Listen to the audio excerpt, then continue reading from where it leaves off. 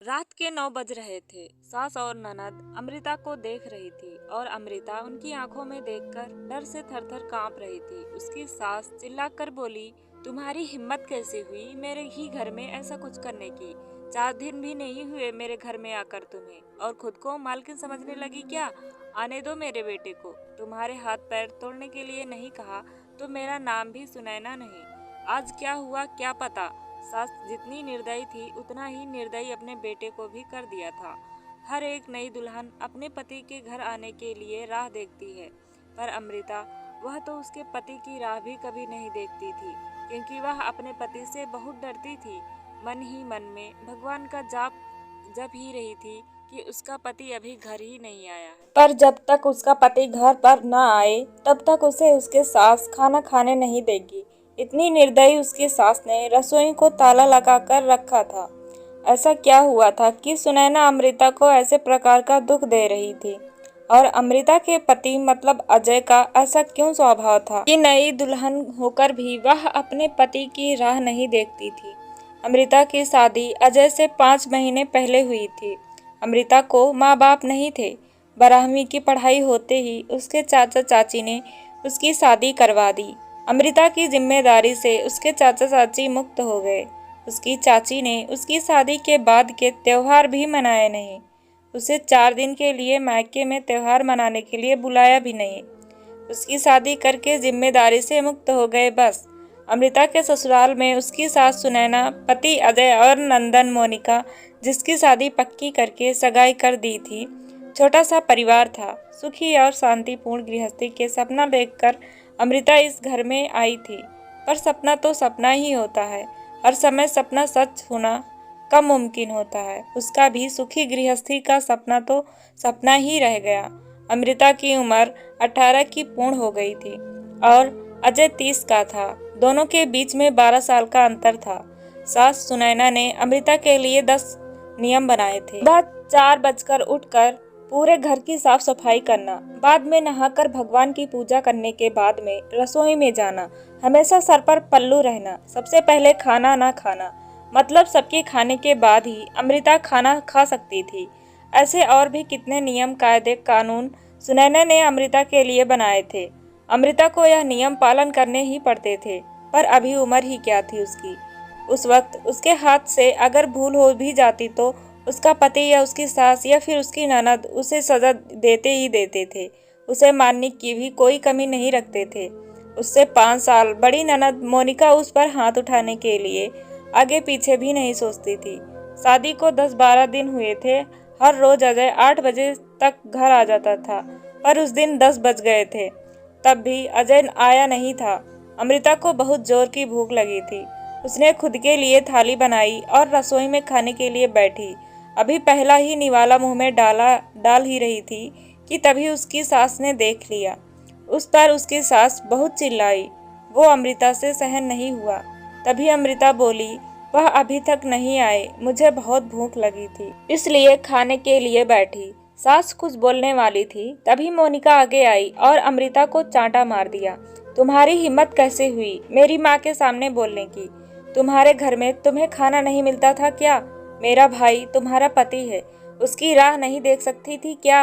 और औरतें अपने पति के लिए क्या क्या नहीं करती हैं। उतने में सास बोली, रहने दे मोनिका, क्यों इसको संस्कार सिखा रही हो? माँ बाप तो रहे नहीं और चाचा चाची ने ऐसी लड़की हमारे पल्ले बांध दी। रहने दे तू, चल बाहर। मैं ही रसोई में ताला लगा देती हूँ और उसे रसोई से बाहर धकेल कर ताला लगा देती हूँ। अमृता आंखों में आंसू लेकर बस देखती ही रह गई। 11:30 बजे अजय घर आया। तभी सुनैना और मोनिका ने मिर्च मसाला लगाकर अमृता के खिलाफ अजय को भड़काया। वह तो माँ का भक्त। इतना ही सुनकर उसने गुस्से में आकर अमृता को थप्पड़ मारा। उसे उस दिन खाना भी नहीं मिला। अभी आज ही की बात ले लो, अमृता रसोई घर में खाना बनाकर सुनैना और मोनिका को खाना दे रही थी। दोनों हॉल में टीवी देखते देखते खाना खा रही थी और इधर अमृता एक एक गरम गरम रोटी उनको परोस रही थी। आज सुबह अमृता को सिर्फ एक ही रोटी उसके सास ने खाने को दी थी। अमृता को बहुत जोर की भूख लग रही थी, पर अजय तो 10:30 बजे के पहले आने वाला नहीं था।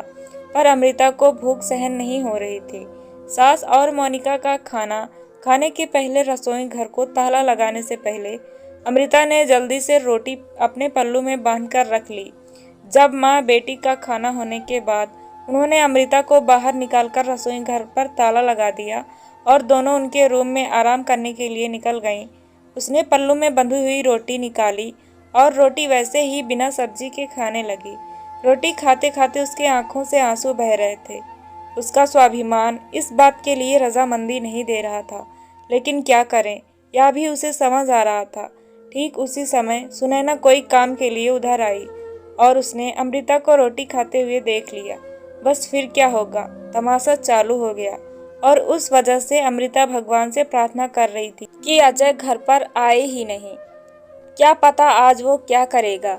शादी के बाद इनके ही सामने खाना खाया था, तब भी थप्पड़ मारा था, पर आज तो रोटी चुरा कर खा रही थी। थोड़ी देर बाद अजय घर पर आया तो अमृता का दिल जोर जोर से धड़कने लगा। डर के मारे पसीने से भीग गई। कुछ ही मिनटों बाद अचानक से अजय का जोर से आवाज आया, अमृता जल्दी से बाहर आओ। अमृता डर कर थर थर कांपते हुए बाहर आई।